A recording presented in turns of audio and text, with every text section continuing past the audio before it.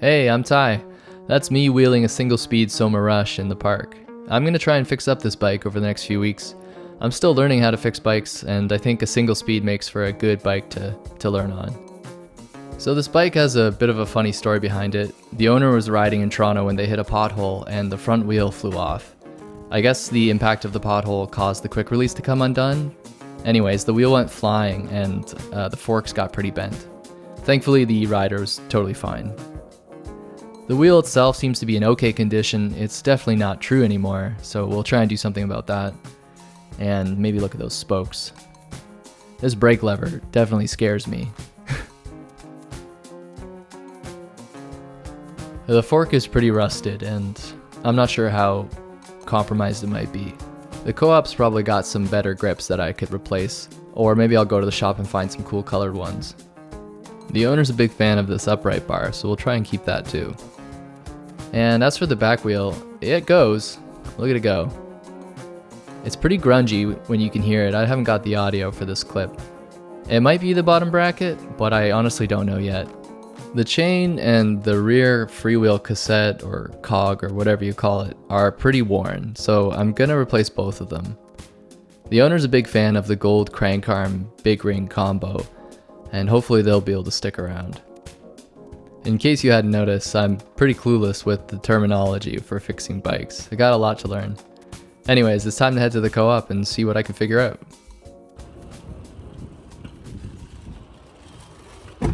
Okay, so what I'm noticing right now is if I was to take my hand off the handlebar, the whole thing would jerk left. Like it wants to pull left. I can't do it right now because I'll fall. I'm a little scared, but I think that might mean a new fork is needed. I don't know. I'll find out. It's a short ride to the co-op, and the weather was perfect. It's probably for the best it didn't take long because I didn't want to push my luck with this bike. When I arrived, a volunteer asked what I hoped to do tonight, and I gave them an overview. They took one look at the fork and they said, "Did it pull you to the left or right while you were riding?" I said, "Yeah, how did you know?" They just took one look at it and they said, "Look, compare the forks to the down tube and you can see the bend." There's something amazing about being around people who just know something so well they can take one look and suss out the situation. The same volunteer suggested that I begin by taking a look at the wheel and applying some WD-40 to the spokes just to lubricate them. I spent a few minutes trying to true the wheel in the most basic sense. Then I wiped down the rim and also wiped down the bike as best I could. Next, a volunteer showed me these devices that you can screw into the front dropouts. I think the idea is that they help you see how aligned things are.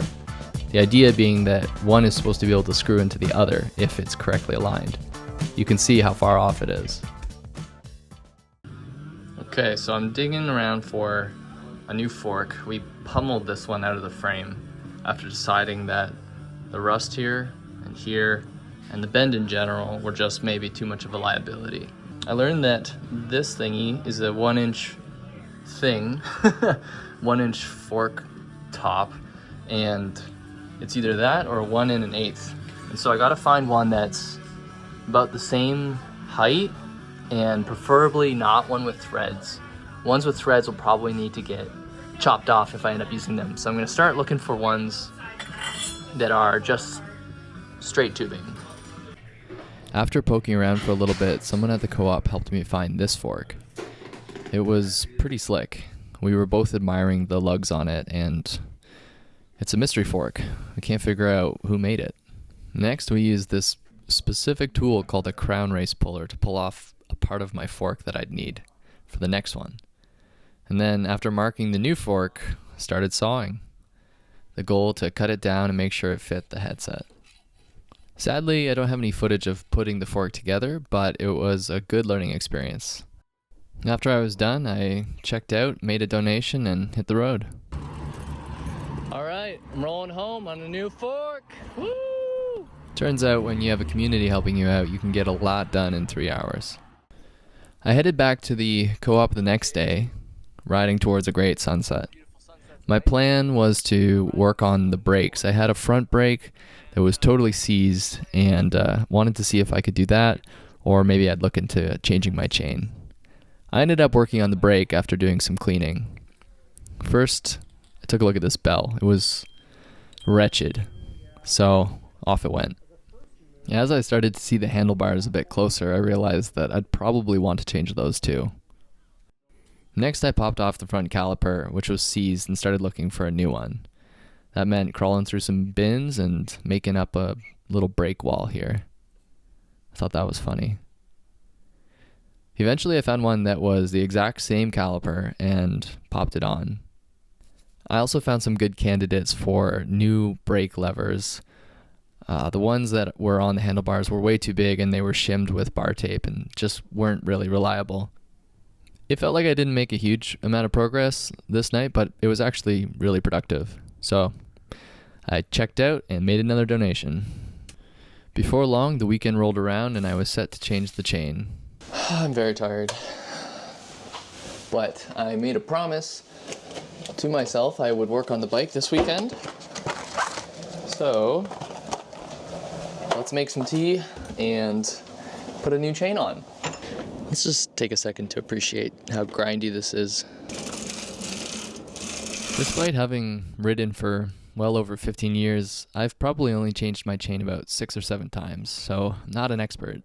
I have the tools to do it, and I understand how the whole master link and clip link things kind of work, but I ended up getting stuck on this for a while. I think I found the right link, but the pliers that I have didn't seem to pop it out. Either it was super rusted or I didn't really understand how I was supposed to take it off. In the end, I was just reading online and found out that people just suggested to just break the chain. I don't know why I was hesitant to do this, maybe because last time I broke a chain, I broke my chain breaker. But I ended up doing it and it was fine. Just popped it out and started measuring it to get the next chain on. I don't know if you can see how rusted the old chain is in the video, but it's pretty done. And if I straighten it out and keep them all lined up, you can see how much is stretched. By the time you get to the middle, it's a whole half link. The next part was a bit embarrassing. I kind of got the chain all knotted up, and I think maybe you're supposed to put the chain on the bike and then put in the master clip, but I was doing it the other way, and so I had to pop the clip off and put it on the bike properly. In the end, it was fine. I think it didn't compromise the chain, but maybe it did. I guess I'll find out. It feels very stiff. Something else is definitely going on here. Yeah. Hopefully the next thing to do is replace that back cassette. It's a pretty nice evening. I'm gonna head to the co-op and do some work. The last time I was riding this guy, it was a different fork and it was pulling to the left a lot. And now it feels great. Tonight I'm gonna try working on changing the rear cassette and getting this front brake working. Everything feels pretty good with this new chain I put on the weekend too. I told the owner I'd hopefully have everything done and it would be back in their hands soon enough. Lots of cyclists out tonight. Another great ride to the co-op. Once I got there, I got to work taking off my back wheel and removing the cassette once I found the right cassette removal tool. I got some help from another volunteer who pointed out that I could use some penetrating oil to try and get the new cassette to rotate properly. There was definitely some grime in there since it was used, and that made all the difference. There you can see the new one and the old one. Okay, tonight was a successful night at the co-op. I got some new handlebars installed, new front brake hooked up, new freewheel cog, and yeah. Leveled the seat out a little bit. I'm gonna try and take some side roads home.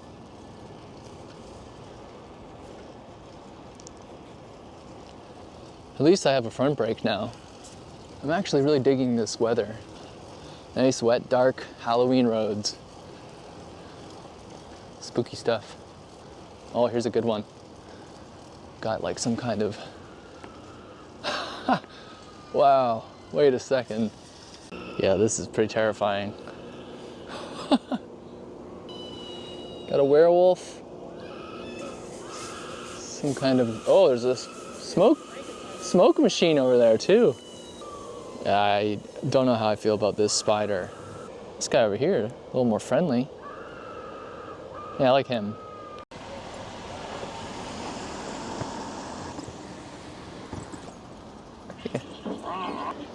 Smells like motor oil over here. This house is incredible. Can you see that? There's like a skeleton on the top. That's kind of why I just love biking around. You see stuff you don't normally see. Taking the slow way home. Anyways, what was I saying? The bike's feeling good.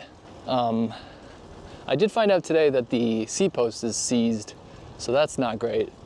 But the owner probably has it at just the right spot anyways. At least that's the hope, because getting that unseized is, I don't think that's gonna happen. So yeah, a great night overall. I'm super stoked. Everyone was so nice at the co-op, and I got a lot of help, and I feel like I'm getting to know people, so that's just win-win-win. I think I might unofficially be at the end of this project. This bike is operational, so that's really satisfying. However, I do want to take it for a ride, and not at night. Just maybe go find some nice stretch to do, make sure I feel confident that I did okay, and that there's not going to be any incidents. But I will say, to the owner of this bike, you know who you are. I am much happier now knowing that you have 2 brakes instead of 1.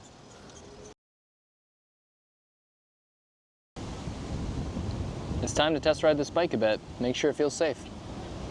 It's a beautiful, special, amazing day for so many reasons. Let's go for a little ride.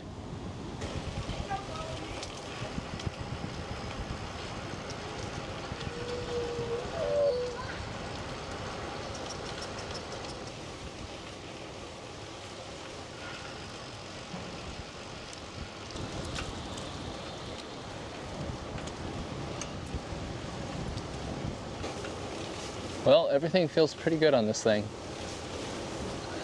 I'm not the happiest about the brake levers. They're a little weird. I don't think they're normal brake levers. When you depress them, they kind of just push the cable away from the lever. Well, if you enjoyed my journey fixing up this bike, let me know. If I missed something integral to the repair process, also let me know. I think I'll do this some more. I'm pretty excited about fixing bikes right now. I just found this cool mural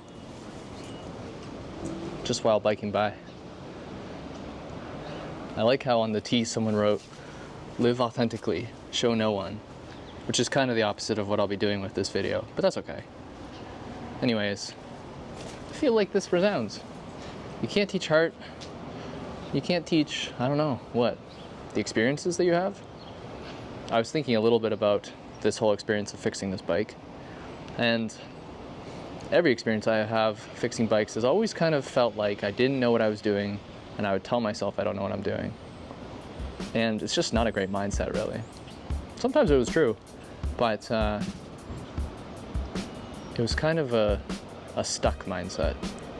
So I'm hoping that the experiences I've got are going to give me a bit more confidence, and